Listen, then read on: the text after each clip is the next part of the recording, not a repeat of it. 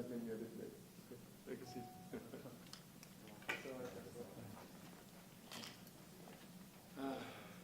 Go straight to business? Okay. How are you doing? How did you think about yesterday's? It's excellent. Okay. Welcome. So before we get to the, like off the record, what do you think? How more. Yeah? More. Okay. Do you have any? Are we going to go through these few pages? The different dimensions? Yeah. We'll mention this.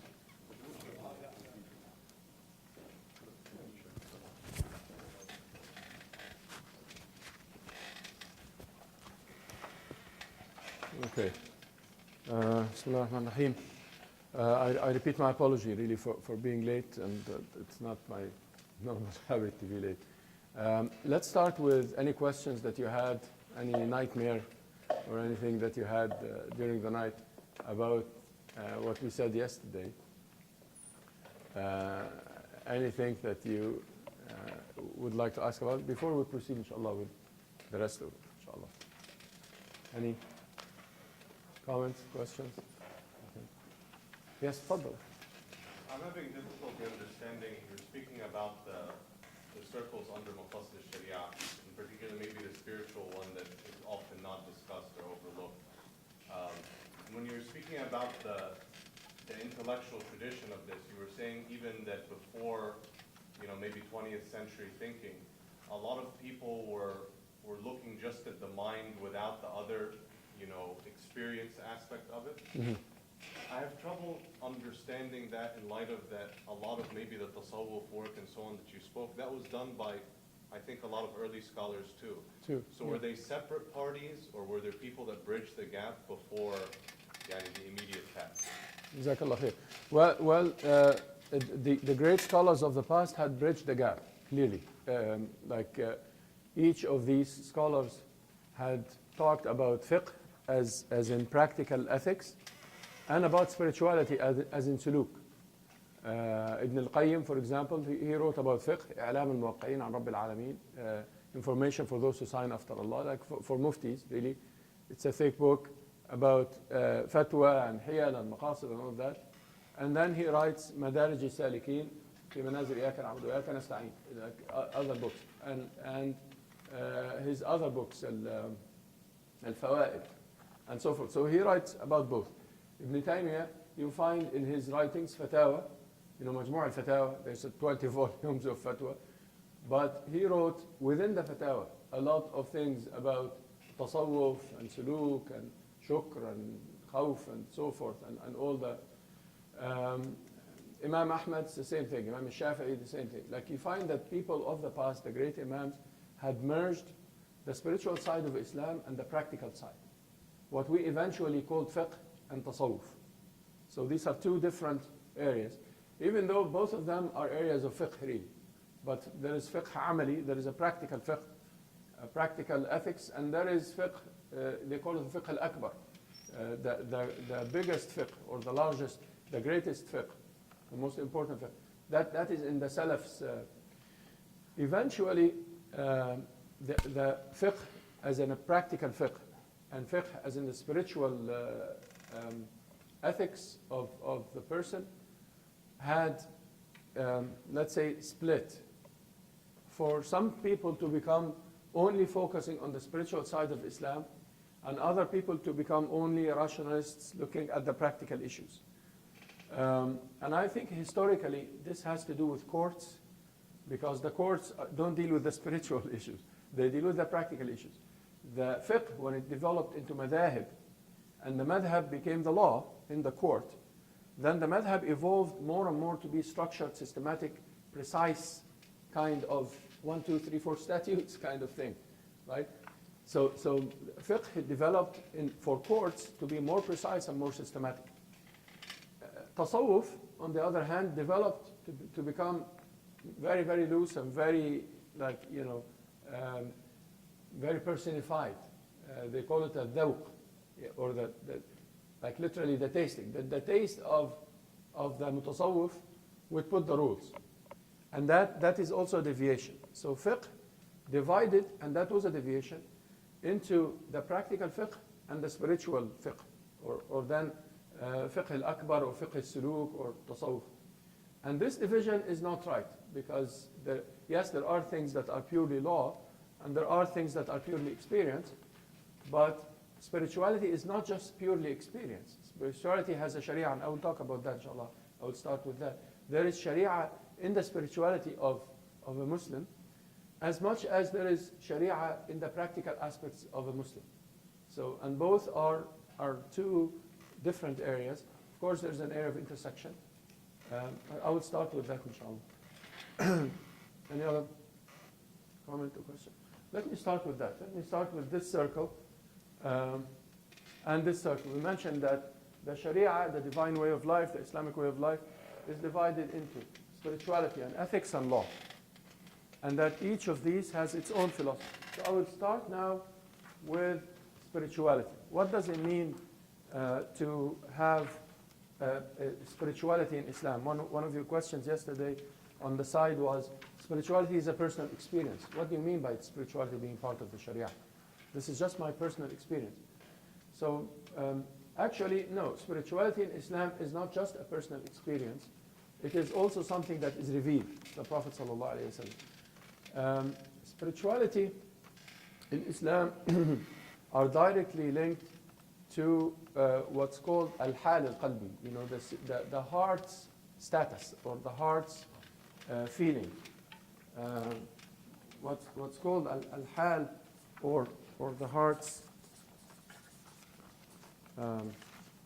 state or status, or you see, what do you feel is something that the Sharia is telling you about. It's not just a personal experience. And there are many things, all of them are related to the names of Allah subhanahu wa ta'ala. So there is a relation between whom we worship subhanahu wa ta'ala and how we feel. This is the spiritual side of Islam. So Allah subhanahu wa ta'ala, for example, is Ar-Razzaq, the provider. So we feel shukr, we feel thanking.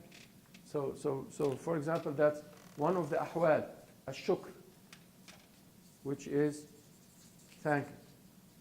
This is part of the Sharia. This is not a personal experience. The Prophet ﷺ and the Quran is teaching us how to thank and why to thank, and to count the blessings and to think about this and so forth. So, for example, so one of the ahwal, what we call ar-raja, or basically hope. This is hal. This is, you hope in Allah subhanahu wa ta'ala. You have this hope in Him subhanahu wa ta'ala that will I'll take notes.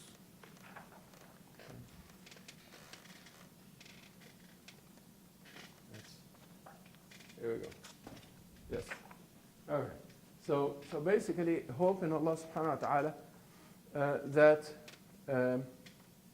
Allah will provide me, Allah will forgive me, we'll talk about that. Something that they call al-khawf, which is, I prefer awe over fear. Like basically, the fear from Allah subhanahu wa ta'ala, the awe, and so forth. You are talking about a number of things. In fact, those great scholars of the past wrote a lot about that. Ibn al-Qayyim has a book by the name Madarij al-Salikin, the steps of the stairway of the travelers. في منازل إياك نعبد وإياك نستعين. The title of the book is The Steps of the Stairway of the Travelers in the Levels of إياك نعبد وإياك نستعين. So you whom we worship and whom we seek guidance from. So the verse of Al-Fatiha, إياك نعبد وإياك نستعين, he did the tafsir in like a thick volume of that verse, saying that إياك نعبد وإياك نستعين has a number of steps. And he went on like 100 and something steps. from, الدعاء and الشكر, الرجاء والخوف, and then he's talking about the balancing between khawf or raja, between hope and awe, and the levels of shukr, and the levels of khushu', and the levels of, and he went on and on and on, all from the Sharia, or from the Quran and Sunnah, about the levels of ascension. If you consider your journey to Allah subhanahu wa ta'ala to be not a road, to be a stairway, so the steps of ascension in that stairway, the journey that you make to Allah subhanahu wa ta'ala, what kind of hal, what kind of condition of the heart that you should have as you go. This is part of the Sharia, but unfortunately, this is a part that we don't focus on much as the practical issues of how to pray and where to put your hands and how to make wudu and all of that. And of course, the political issues and the financial issues. And we focus a lot on this, even though this is a part of the Sharia, a circle that is part of it. This is part of the revelation and the Islamic way of life. But perhaps many of you, as some of you said on the side yesterday, many of you were surprised that spirituality you're considered to be part of the Sharia. No, that's not part of the Sharia. But yes, it is. Like, where did we get our spirituality from? In Islam, it's different from the usual spirituality. It's just a personal experience. In Islam, it has something to do with the Quran and Sunnah too, and so forth. So, for example, if we look at Allah's names, subhanahu wa ta'ala, they will give us a certain condition of the heart. When we understand the name of Allah and we understand why He is like that, subhanahu wa ta'ala.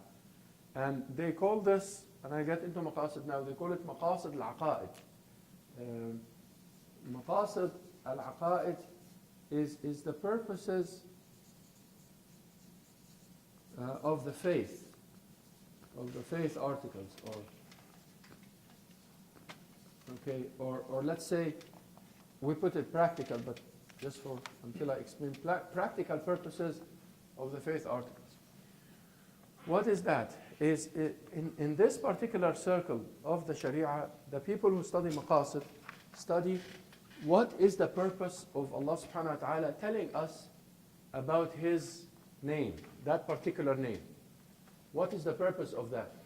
There is a practical purpose from Allah subhanahu wa ta'ala telling me, and I'm a human being, that He is merciful, or He is the provider, or He is justice, or He is peace, or that He is the al-dar al-nafi', the one who harms and the one who benefits, and He is al-mu'ti al-mani', the one who gives and the one who takes, and He is, and so forth. So each of these names that we know, the 99 names in the hadith of Abu Dharr, and the other names are mentioned in the Quran on top of the 99, and the other attributes of Allah subhanahu wa ta'ala that we know, all of them, each of them has a practical implication in your life.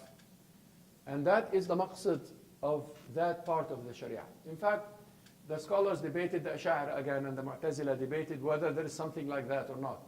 Whether Allah subhanahu wa ta'ala, when He tells me that He is the provider, whether He means something behind that or not.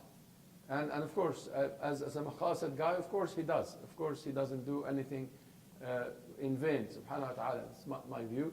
And therefore, yes, when He tells us that He is the provider, or He is the merciful, or He is the conqueror, and so forth, subhanahu wa ta'ala, He is the one, He is the sustainer, etc., etc., He means, He has a purpose in telling me this. And this is the maqsad of that aqidah, maqasid al-aqa'id. Now, let's take one of them, for example. Al-mu'ti al-mana'. Let's take that. Al-mu'ti al-mana', which is the giver and the taker, with a capital G and capital T. We're talking about Allah subhanahu wa ta'ala. So when He tells me that He is the giver or He is the taker, what do I benefit from that in my life as a servant of Allah subhanahu wa ta'ala? Now, um, our source of this information is the Quran. So when we go to the Quran, we say, okay, the Quran is saying, وَلَقَدْ أَخَذْنَاهُمْ بِالْعَذَابِ فَمَا اسْتَكَانُوا لِرَبِّهِمْ وَمَا يَتَضَرَّعُونَ. We had taken them with some punishment. We had inflicted some punishment on them, but they did not surrender to the Lord, and they did not pray to Him. And here Allah is talking about the hypocrites, that He had taken things from them, had punished them in this world, in this dunya, in some ways, but they did not pray to Him, and they did not surrender to Him. Scholars who talked about Maqasid al-Aqaid, in that sense, they said there is a maqsood. When Allah subhanahu wa ta'ala gives you a test, one of the maqasid is that you pray. Because oftentimes we don't pray until we have a serious difficulty. We face something, and I start, oh, Ya Rab, I really need to get out of this. And then we start to remember. The Quran mentions that in many ways, as you read in the Quran. So when He, subhanahu wa ta'ala, is the taker, or teaches us that He is the taker, He means that when something is taken from you, or when you are inflicted with a test or a trial, then you have to turn and pray to Allah subhanahu wa ta'ala. So then prayer is a maqsid, is a maqsood. It is a purpose in its own right that Allah subhanahu wa ta'ala is making us pray to Him by giving us the test. And then the test becomes a gift rather than a test. You see, because we are talking about and so forth. Now, a giver, when He subhanahu wa ta'ala gives in the Quran, فَاشْكُرُونِي أَشْكُرْكُمْ فَاذْكُرُونِي أَذْكُرْكُمْ وَاشْكُرُوا لِي وَلَا تَكْفُرُونَ, Surah Al-Baqarah. So He is telling you that thank me and I will give you more.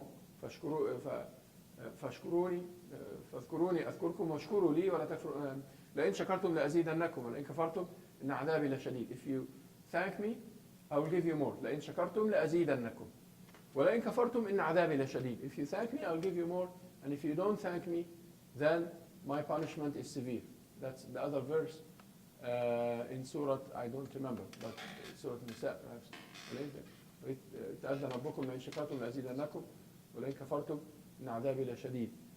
وقال Surah Al-Hijr, I think. So Allah subhanahu wa ta'ala is giving us that as a maqsad, that He gives us so that when we thank Him, then He gives us more. So thanking is one of the maqasid here. So for Him being a giver, subhanahu wa ta'ala. And this is for us. He doesn't need our thanking, He doesn't need our existence, subhanahu wa ta'ala. But He is giving us certain things, and there is a purpose. There is an objective. There is a hikmah, wisdom behind that. Okay. So the wisdom is not just for the practical rules of the Sharia, they are also for the spiritual and the heart situations and conditions that we have. Allah subhanahu wa ta'ala sometimes takes company from us so that we seek His company, subhanahu wa ta'ala. Musa sallallahu alayhi wa sallam, and you hear that from the stories. The stories of the Prophet, by the way, are part of the Sharia. This is not just entertainment. And there are ahkam, whether ahkam amaliyah, practical rules, or ahkam qalbiyah, or heart rules, that you take from the stories. Sometimes we read the story of the Prophet for entertainment. You can do that with the children. But that is not the wisdom behind the story. The story is full of ahkam. Some scholars say that ayat al-ahkam, the verses of the rules, are 300 or 500 or 400. No, the ayat al-ahkam is everything in the Quran. Everything gives you a rule. So Musa sallallahu alaihi wasallam, when he went out and he found himself alone in the desert, he turned to Allah. قال رب إني لما أنزلت إلي من خير فقير. So when he found himself alone, he told Allah, you know my poverty and you know my loneliness. Even though you gave me a lot of khair, a lot of good. At that time, he knew a lot, and he had أتيناه حكما وعلما. He had a lot of knowledge and so forth. So he told him, you gave me a lot of knowledge, but I'm here alone in Madian by myself. And many other verses. We know that there is a maqsood from being alone sometimes in a place, which is to turn to Allah. Because once you're alone and you have nothing to do and you find yourself, Allah forbid, in a hospital, or we see this in our personal lives, and you're fine, you're jumping, all of a sudden you're alone in a hospital bed and visiting hours are finished. And then what are you going to do? Okay, let me think about my life and what I'm doing, and what if I had died in this accident? Or and then, so there is a maqsood, they say, in loneliness. When he takes company, subhanahu wa ta'ala, he means a certain thing. There is a purpose behind taking company. There is a purpose behind taking wealth, subhanahu wa ta'ala, because there is وَتِلْكَ الْأَيَّامُ نُدَاوِلُهَا بَيْنَ النَّاسِ. You have to know that there is a cycle in between you and others, between people. So when Allah takes something from you, gives it to somebody, then there is a cycle. He's teaching you that cycle. وَتِلْكَ الْأَيَّامُ نُدَاوِلُهَا بَيْنَ النَّاسِ. These days, we cycle between people, like these fortunes or these good things, we cycle between people, right? And we say in Arabic, لو دامت لغيرك ما وصلت إليك. What you have, if it was eternal, it wouldn't have come in your hands. But somebody else had owned that, I don't know, car or house or whatever it is, and then you ended up owning it. So there is nothing eternal. We say in Arabic, لو دامت لغيرك ما وصلت إليك. If it's eternal for him, it wouldn't have fallen on your lap.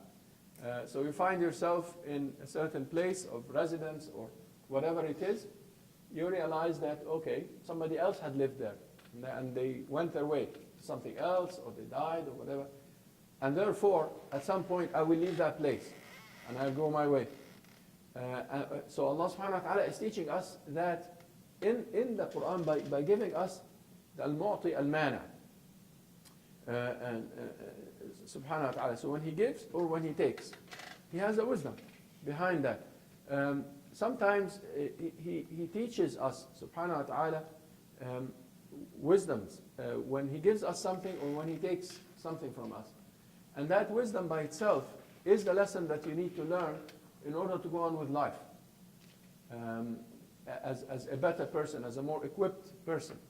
So you fail in an exam, but then you get straight A's afterwards, because you really failed. I had this as a personal experience. The first term in university, that was a long time ago though, 83. I failed in everything, and I was shocked, because I was an A student in high school and so on. But then I realized, okay, it's not going to work like that. I was so keen about this future of mine and stuff. So okay, yeah. And afterwards I got straight A's. Then I failed later on for some other reason. But then, you see, sometimes you fail in something, you fail in something in order to get, okay. So I went on in some details, like kind of veering from the line of the course, just to give you some examples of that. That, the names of Allah subhanahu wa ta'ala contribute to your heart's state. And your heart's state is also part of Islam. Islam is not just a practical wudu and prayers and trade and business and marriage and so on. It's not about that only. It is also about how you feel in your heart. And that is part of the Sharia that has maqasid and that has literature that we really sometimes don't take care of as much as the other literature that is practical, or sometimes, as I'm saying, political. We talked a lot about the state yesterday and the law and this and the revolution. And then we forget that an integrative and very important part of the Sharia is actually the part in which you have a journey to Allah subhanahu wa ta'ala. And that journey is not miles and kilometers. It's a journey of your heart. And it's actually a one-step journey. It's not a very long journey, which is your heart turning to Allah subhanahu wa ta'ala. That is your journey. Here you go. That's it. You finish your journey. Because He subhanahu wa ta'ala is not far from us. We are the ones who are far from Him. وَإِذَا سَأَلَكَ عِبَادِي عَنِّي فَإِنِّي قَرِيبٌ. If my servants ask you, Muhammad, about me, tell them God is near. Right? So Allah subhanahu wa ta'ala is very close to us, and the journey is to turn our hearts to Him, subhanahu wa ta'ala. We get trained on that in our prayers. That's one of the maqasid of the prayers, by the way. It's not just a maqasid, again, for my neck to be healthy and my back to be straight when I pray. It's not just the physical. This is actually the less important part of the prayers. The more important part of the prayers is to connect, as-salah, to connect. That's the, إِنَّ الصَّلَاةَ تَنْهَى عَنِ الْفَحْشَاءِ وَالْمُنكَرِ وَلَذِكْرُ اللَّهِ أَكْبَرُ. So Allah is mentioning in the Quran, يَا أَيُّهَا الَّذِينَ آمَنُوا كُتِبَ عَلَيْكُمُ الصِّيَامُ كَمَا كُتِبَ عَلَى الَّذِينَ مِنْ قَبْلِكُمْ لَعَلَّكُمْ تَتَّقُونَ وَاذْكُرُوا اللَّهَ فِي أَيَّامٍ مَعْدُودَاتٍ. So he mentions Hajj, he mentions Ramadan, he mentions prayers. It's about connecting with Allah. This is the maqsid, this is the purpose. It is not about, like, seriously, you know, you're healthy back and you lose a few pounds that you gained throughout the year with your fasting. This is fine, but this is not really what the fasting is about. Even though it is all right, you know, to lose a few pounds, and so forth. Any question here in this part? Any? Please. More of a comment, but Sure. I think because of this lack of focus on the spirituality aspect is where we lose the youth. Yeah. And because we always focus on the rules, and because they haven't made that connection with Allah subhanahu wa ta'ala, that then the rules come, it's like, what are you talking about?